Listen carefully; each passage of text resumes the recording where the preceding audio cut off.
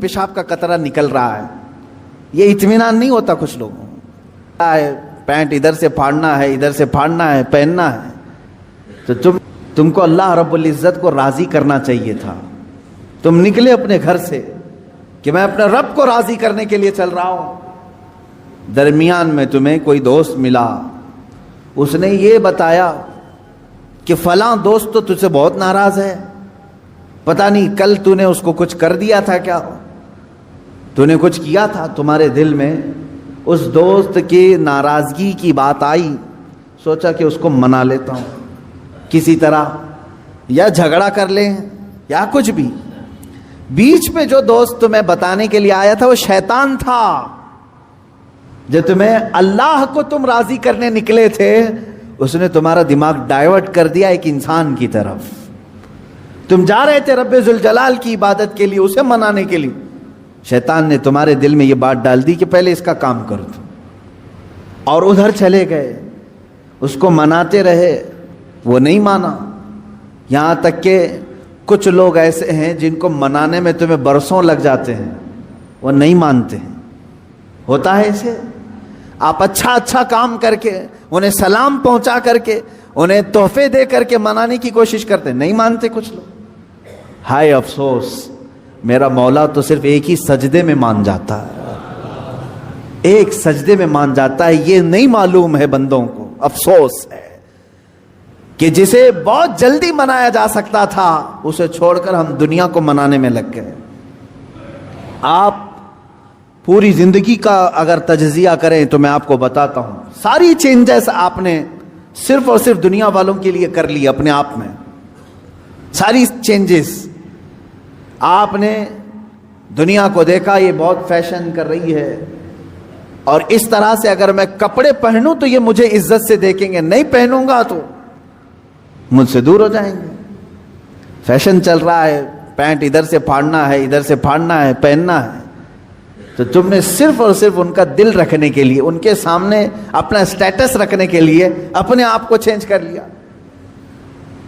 شیطان ہے وہ جو تمہیں عیاشی کی طرف لے جاتے ہیں انسانوں کی شکل میں۔ قرآن پاک میں آپ نے نہیں سنا، اللہ رب العزت نے فرمایا من الجنتی والناس، یعنی وسوسے ڈالنے والے جو شیاطین ہوتے ہیں وہ جنات میں سے بھی ہوتے ہیں، انسانوں میں سے بھی ہوتے ہیں۔ شیاطین الانس والجن، قرآن میں یہ بھی آیا ہے، انسانوں میں بھی شیطان ہوتے ہیں، جنات میں بھی شیطان ہوتے ہیں۔ انسانوں میں کیسے؟ تمہارے دوست کی شکل میں آئے گا، کبھی تمہیں پتہ بھی نہیں چلے گا، اور وہ تمہارا ذہن ڈائیورٹ کر رہا ہوگا، تمہیں بھٹکا رہا ہوگا، اور اس کی باتوں پر تم نے اپنے آپ کو بدل لیا۔ ایک مسئلہ میں آپ کو بتا دوں، شریعت کا مسئلہ، اس سے آپ اندازہ کریں کہ ہم کس قدر شیطان کی پیروی کرتے ہیں اور کتنی جلدی ڈائیورٹ ہو جاتے ہیں۔ ہمیں منانا چاہیے تھا اللہ کو، کیونکہ وہی ہماری منزل ہے، وہی ہمارا مقصود ہے، لیکن ہر دن ہر لمحے ہم ڈائیورٹ ہوتے جاتے ہیں۔ اب مسئلہ جو میں بتا رہا تھا وہ یہ ہے، دو مسئلے میں بتاتا ہوں، ایک نماز کا ہے، ایک وضو کا ہے۔ اکثر لوگوں کی یہ شکایت بھی میرے پاس آتی ہے، استنجا کر کے آئے، پیشاب کر کے باہر آئے، وضو کرنے کے لیے بیٹھے تو ایسا لگ رہا ہے کہ قطرہ ٹپک رہا ہے، یا پیشاب کا قطرہ پھر سے نکل گیا۔ ایسے کئی لوگوں کو ہوتا ہے، پھر گئے وہ، پھر دھو کر کے آئے، پھر لگا کہ نہیں پیشاب کا قطرہ نکل رہا ہے، یہ اطمینان نہیں ہوتا کچھ لوگوں کو۔ حالانکہ استنجا کریں آپ، پورا اس میں استبرا ہے، یعنی کھانس کر کے ہو یا اٹھ کر کے، بیٹھ کر کے، پیر کو موڑ کے، کسی بھی طرح سے آخری قطرہ نکال دیں، یہ ٹھیک ہے، لیکن اس کے بعد آپ وضو کرنے کے لیے آئے تب یہ وسوسہ آ رہا ہے، پیشاب کا قطرہ نکلا، پیشاب کا قطرہ نکلا۔ اب کیا حکم کیا ہے آپ کے لیے؟ ایک نمبر 1 یہ وضو کا مسئلہ، اس کا بھی حکم میں بتاؤں۔ دوسرا مسئلہ سن لیں، نماز 4 رکعت ظہر کی پڑھنے کے لیے کھڑے تھے، یا 4 رکعت عصر یا عشاء کی، 2 رکعت پڑھے، تیسری رکعت میں کھڑے ہوئے تھے، اب شک ہونے لگا کہ دوسری ہے کہ تیسری ہے، تیسری میں کھڑے تھے، یہ شک ہونے لگا یہ چوتھی ہوگی کہ تیسری ہوگی۔ ایسا ہوتا ہے بہت سارے لوگ۔ نماز کا ایک مسئلہ یہ ہے، آپ وضو کا ہے، دونوں کا حکم کیا ہے اس سے میں آپ کو اپنی زندگی کے متعلق بتاؤں گا۔ پہلا والا جو مسئلہ ہے پیشاب کے قطرے کا، پہلی مرتبہ ایسا کبھی ہوا ہے تو جاؤ دھل لو. ایک بار ایسا ہوا کہ پیشاب کا قطرہ ٹپکا ہے یا لگ رہا ہے، جاؤ دھل کے آ جاؤ. پھر ایک مرتبہ ایسا ہوا ہے کہ وضو کرنے بیٹھا ہوں، ایسا لگا کہ پیشاب کا قطرہ ٹپک گیا، جاؤ دھل کے آؤ اور اتنا حصہ جہاں کپڑے میں لگا اس کو بھی دھل لو. تیسری مرتبہ بھی ایسا ہوا ہے، دھل لو. اب اس کے بعد شریعت کہتی ہے اب نہیں جانا. اس کے بعد اب وضو کے لیے اگر بیٹھو گے تمہیں لگ رہا ہے کہ پیشاب کے قطرے ٹپک رہے ہیں، ٹپکنے دو.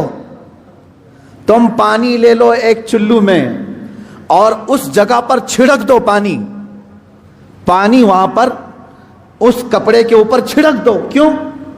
اس لیے کہ کہا گیا ہے کہ بعد میں اگر تمہیں وسوسہ بھی آنے لگے تو یوں سمجھ لو یہ پیشاب کا قطرہ نہیں بلکہ میرا چھڑکا ہوا پانی ہے، میرا چھڑکا ہوا پانی.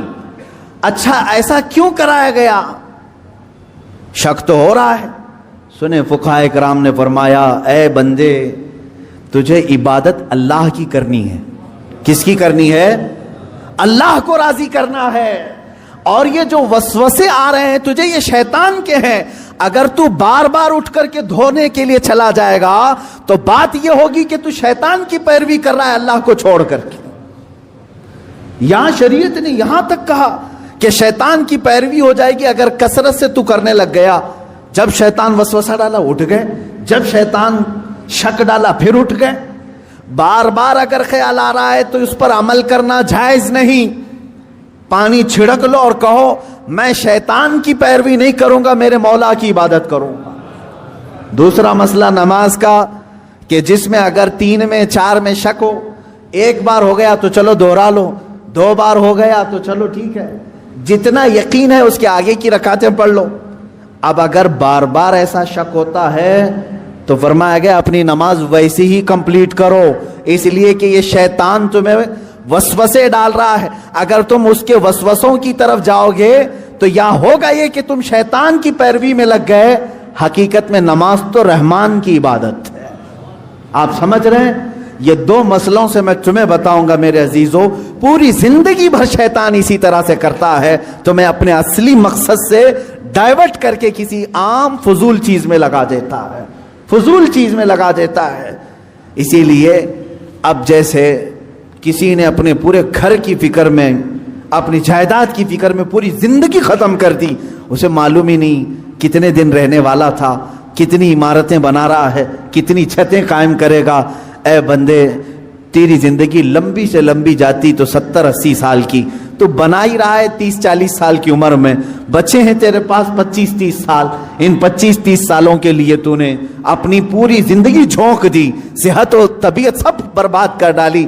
لیکن جہاں 100 سال سونا ہے کہ 200 سال کہ 500 سال کہ 1000 سال، ہمیں معلوم نہیں قبرستان میں کتنا سونا ہے، وہاں کے لیے بندہ ایک رات کی بھی عبادت کرنے کو تیار نہیں، ایک تسبیح گھمانے کو بھی تیار نہیں، وہاں کی عمارت تیار کرنے کو بندہ تیار نہیں. یہ شیطان ڈائیورٹ کر چکا ہے تمہیں. تمہاری اصلی منزل تو وہ تھی، تمہیں لگا دیا کسی اور کام میں، تمہیں لگا دیا کسی اور کام میں.